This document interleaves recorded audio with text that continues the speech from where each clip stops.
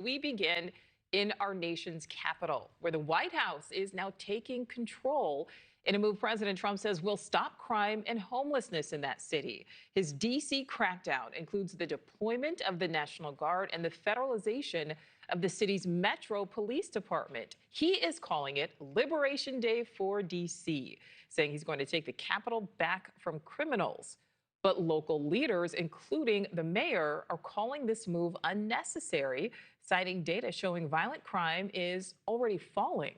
NewsNation's Joe Khalil has more on the reaction coming from the Capitol. But first, we start with correspondent Kelly Meyer live for us there outside of the White House. So, Kelly, what can you tell us about this plan and when it will actually begin? Yeah, President Trump declaring what he calls a, quote, public safety emergency in our nation's capital, though there is some strong debate happening here with protests outside whether or not D.C.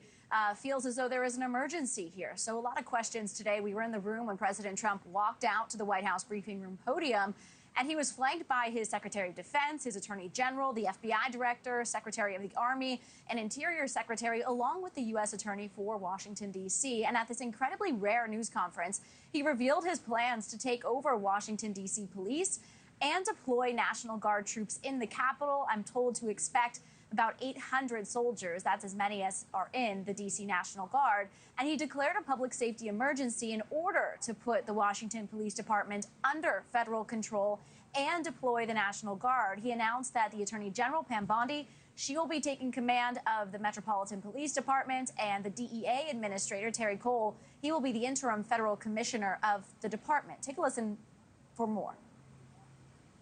If necessary, we're going to move service members directly to joining the Guardsmen, and that'll take place very rapidly. Washington, D.C. should be one of the safest, cleanest, and most beautiful cities anywhere in the world, and we're going to make it that. We're going to make it safe. We're going to make it smart.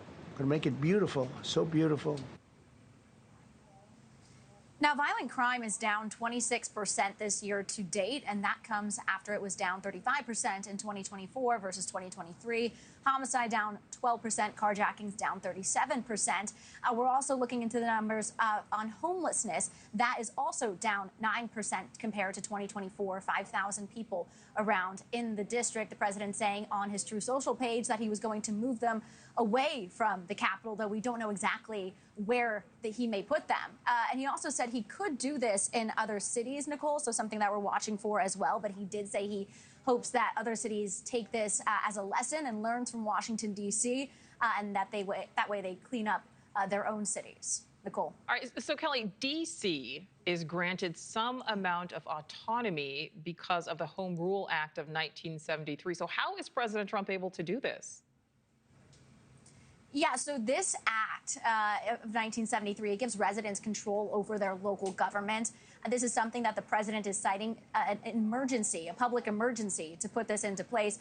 There is a 13-member council, but no congressional representation. Congress does have the power to overrule local legislation. What we're looking at here potentially for this public emergency that he's talking about here in Washington, D.C., that it could go for about 30 days, but there is the possibility to extend that. So there are a lot of questions today as we enter into what we're looking at, this uncharted territory, to see exactly what this looks like going forward and what the presence of federal enforcement looks like here on the streets of the district. Nichole. Thank you for watching. Subscribe below and download our NewsNation app right now on your phone, and you will get fact-based, unbiased news for all Americans.